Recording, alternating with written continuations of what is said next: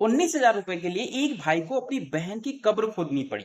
यह कहानी है उड़ीसा की एक जिले की, जहां जीतू मुंडा नाम का एक आदिवासी रहता है। दरअसल उनकी बहन की डेथ 3 महीने पहले जनवरी में हो जाती है और उनके अकाउंट में 19,000 रुपए होते हैं। और जब जीतू अपनी बहन के पैसे निकालने बैंक पहुंचते हैं, तो बैंक वाले बोलते हैं कि बहन के मरने का प्रूफ लेकर आओ। अब एक आदिवासी व्यक्ति, एक कम पढ़ा लिखा हुआ व्यक्ति, उसको क्या पता कि प्रूफ क्या होता है।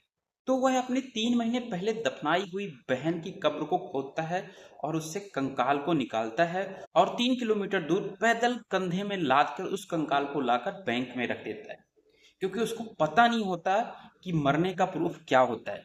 क्योंकि बैंक वालों ने उसको सही तरीके से समझाया नहीं कि मरने का प्रूफ क्या होता है, कि उसकी डेथ सर्टिफिकेट क्या होता है। क्योंकि सरकारी ग्रामीण जो बैंक है तो वही एरिया का ना जहां का वो बंदा है।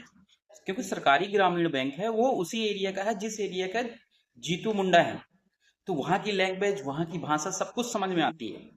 लेकिन सरकारी जो बैंक होते हैं उनके जो कर्मचारी होते हैं वो सही तरीके से कस्टमर से बात नहीं करते, उनकी जरूरत को समझते नहीं है कि आखिर उनकी जरूरत क्या है। यदि वो जरूरत सही ढंग से समझ ली होती तो आज जीतू मुंडा को अपनी बहन की कब्र खोदकर कंकाल निकालने की जरूरत नहीं पड़ती।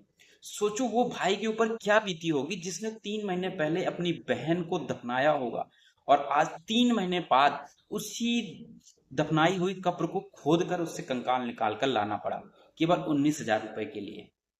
ये कहीं ना कहीं बताता है कि हमारे सिस्टम कैसे काम करते हैं।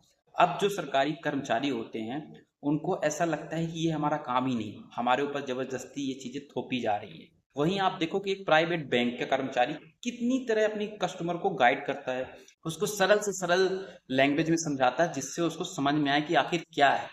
और यही यदि जीतू मुंडा के साथ हुआ होता, यदि वही सरकारी कर्मचारी जीतू मुंडा को सही तरीके से समझाए होते कि भाई डेथ सर्टिफिकेट क्या होता है, मरने का प्रूफ क्या होता है, कहाँ से बनता है, कैसे लाना है, तो शायद आज उसे अपनी बहन की कब्र खोदने के लिए मजबूर नहीं होना पड़ता।